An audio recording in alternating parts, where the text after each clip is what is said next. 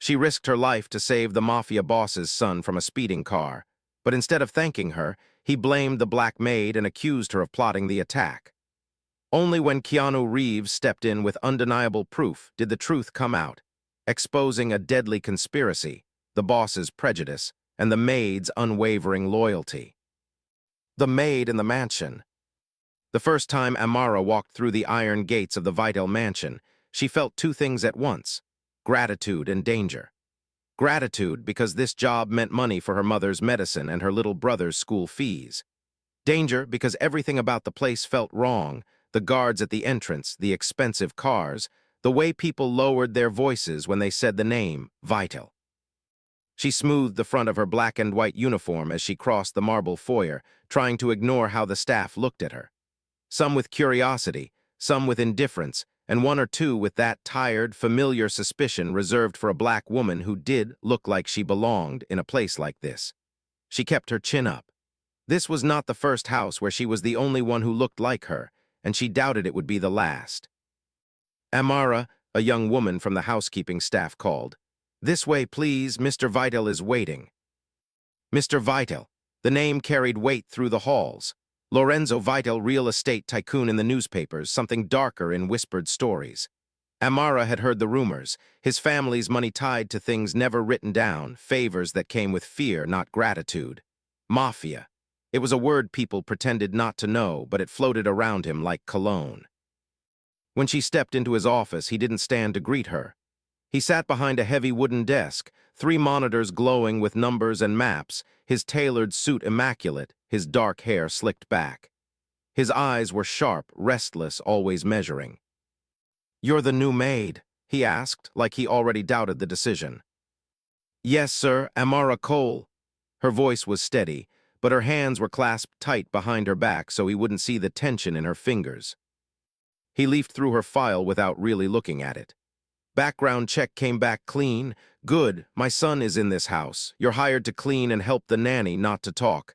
Understand?" "I understand," she said, because in houses like this, silence was part of the job. He glanced up at her, his gaze dragging for half a second across her skin, her uniform, the simple earrings she wore. "We've had issues with staff," he said slowly. "Things going missing. People talking to the wrong ears. If there is even a hint, one hint that you step out of line, you're gone. No explanation. No second chance." Amara swallowed. She thought of the hospital bills, the stack of unpaid notices on her kitchen counter.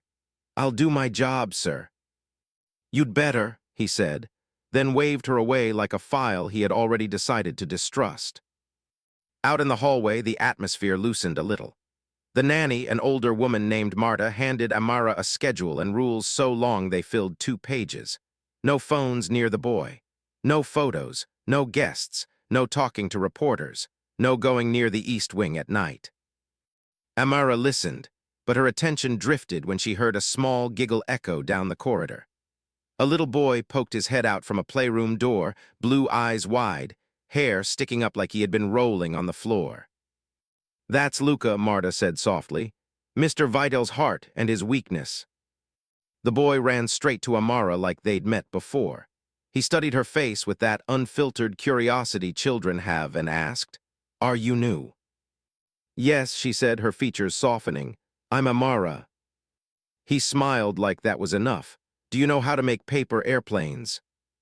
Something in her chest eased. "I might be a professional," she whispered. Luca grabbed her hand, small fingers warm in her palm, and tugged her toward the playroom before Marta could protest.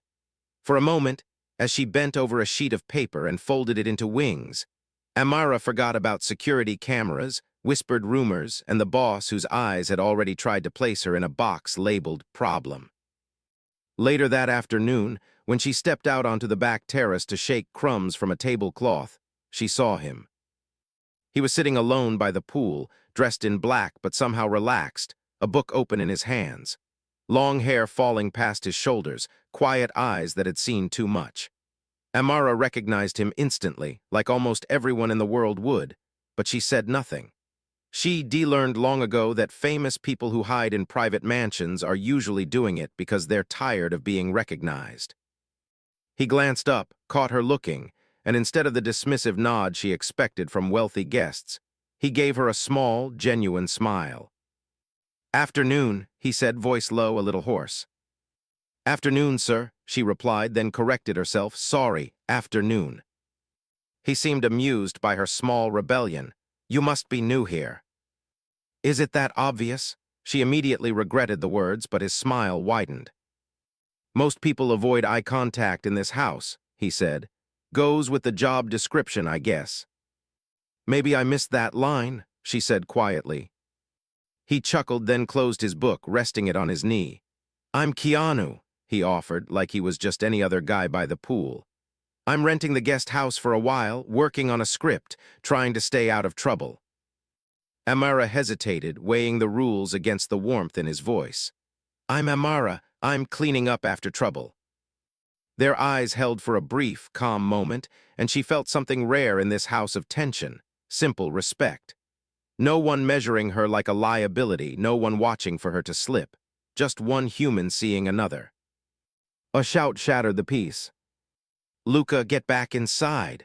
One of the guards' voices boomed from the driveway. Amara's head snapped toward the sound.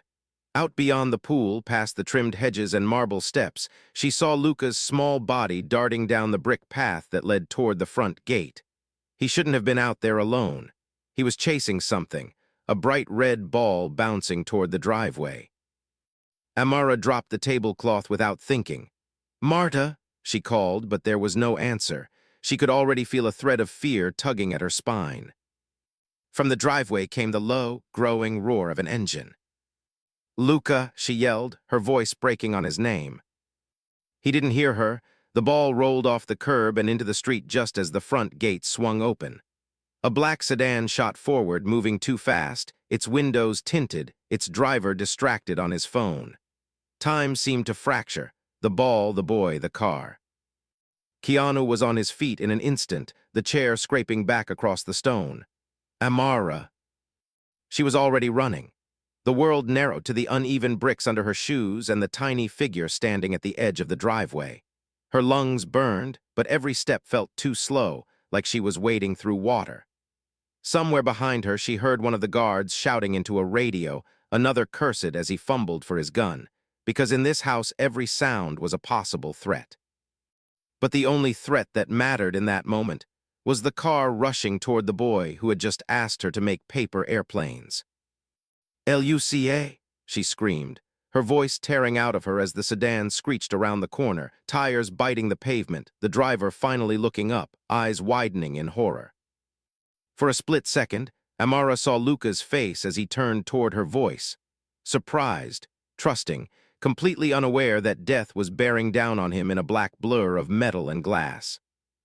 She had exactly one choice to make, and no time to think about what it would cost her. The second when everything changed. Her feet left the ground before she even knew she'd decided to move.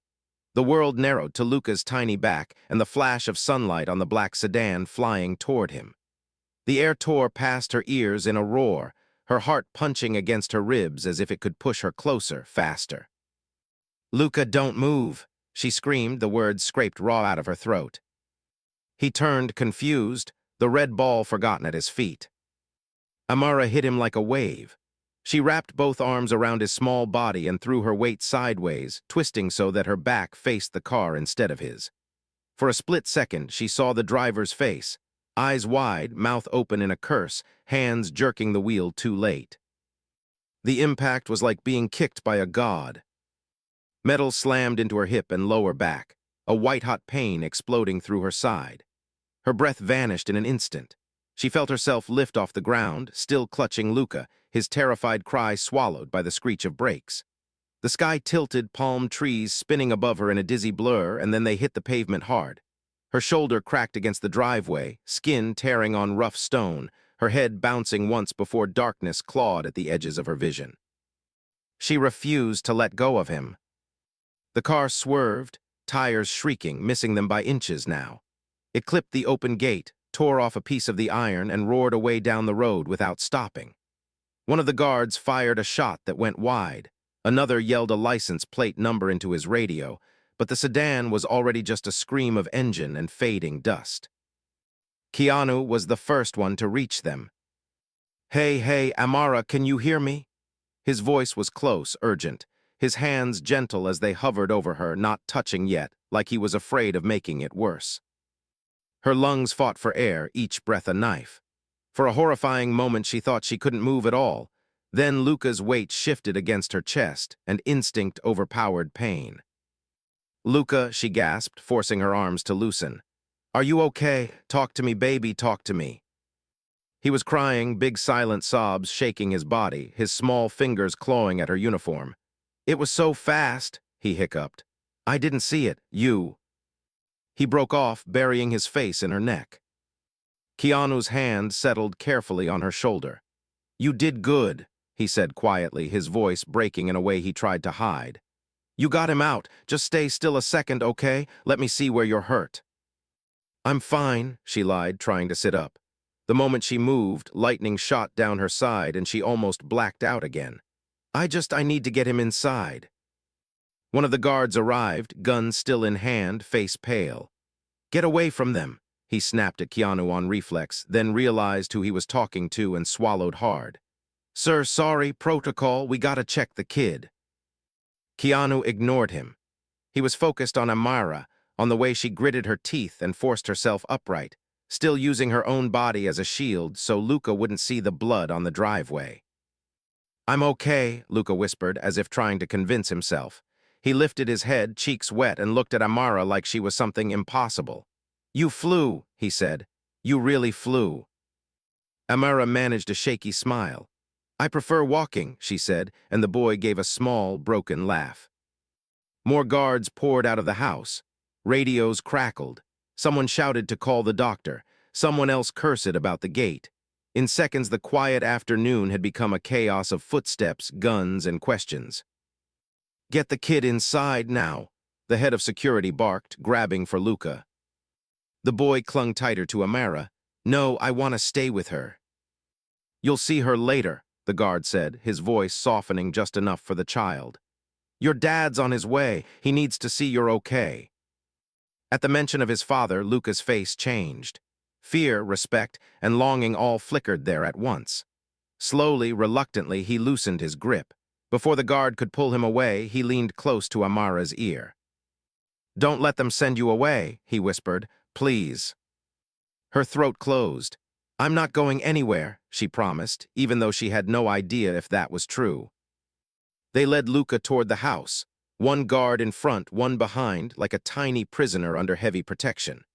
The doctor rushed past them with a bag in his hand, not even glancing at Amara lying bruised and bleeding on the ground. Keanu saw it. He saw everything. The way the guard's eyes slid over her like she was part of the furniture, the way no one asked if she could stand, the way her hands trembled as she wiped dust and blood from her cheek with the corner of her apron, trying to make herself presentable even in pain. Sit down, he said quietly when she tried again to get to her feet. This time he did put a hand on her back, steady and warm. You're in shock. If Mr. Vital sees me on the ground, she shook her head, he'll think I'm weak. I can't afford that. I saw what you did, Keanu said. Weak is the last word I'd use. Amara finally stood, her legs wobbling. The world tilted for a second, then steadied. Her uniform was torn at the hip, a dark stain seeping through the black fabric. She pressed her hand against it, not wanting to look. From the open front door came the sound of frantic voices. The boss was home. Inside, in a room lined with screens, Lorenzo Vital watched the security footage in utter silence.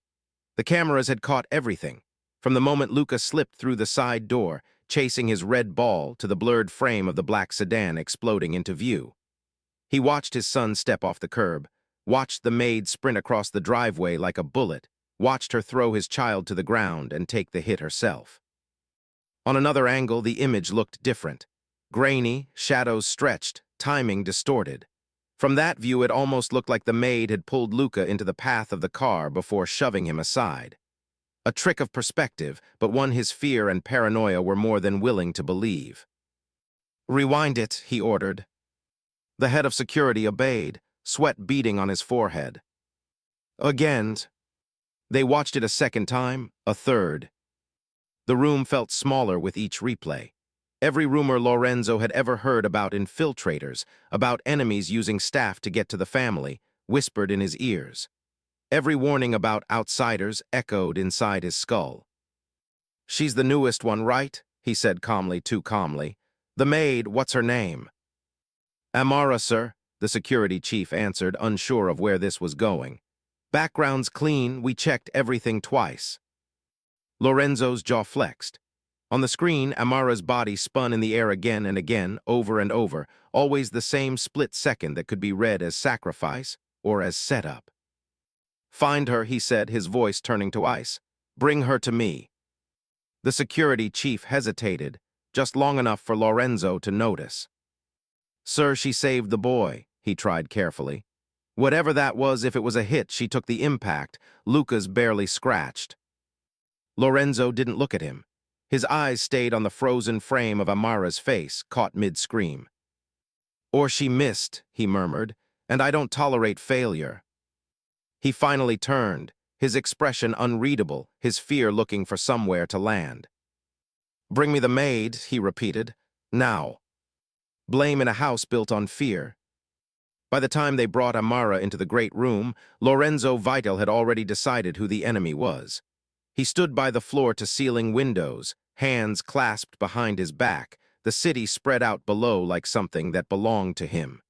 He didn't turn when she limped in. He didn't ask if she was hurt. Two guards flanked her close enough that she could feel their breath on her shoulders. Her hip throbbed with every step, but she straightened her spine, forcing each movement to be steady. Somewhere in the house, Luca was crying, his voice muffled by thick walls and too many doors. "Mr. Vital," she began softly. "Sir, I—" "Quiet," the word cracked through the room like a whip. She closed her mouth. Keanu stood off to the side near a column, arms folded. He wasn't supposed to be in this meeting, but he'd simply followed the storm of footsteps and no one had dared to stop him. His eyes met Amara's for a brief second. Concern, anger, and something like apology flickered there, before both of them looked back at the man who ruled this house. Lorenzo finally turned. For a heartbeat, some of the hardness slipped. He took in the scrape on her cheek, the torn uniform, the way she was favoring her right leg. He saw traces of his son's fear on her, tiny fingerprints of dust on her collar, a smear of Luca's tears across her sleeve. Something in his eyes wavered. Then the moment was gone, swallowed up by paranoia and the need to control. "You've been here, what, 3 weeks?" he asked, his tone almost conversational. 2 weeks, sir," she answered. "In those 2 weeks, how many times were you told that my son does not go outside without permission?" "Every day, sir." "And yet today he ended up in the street, in front of a speeding car."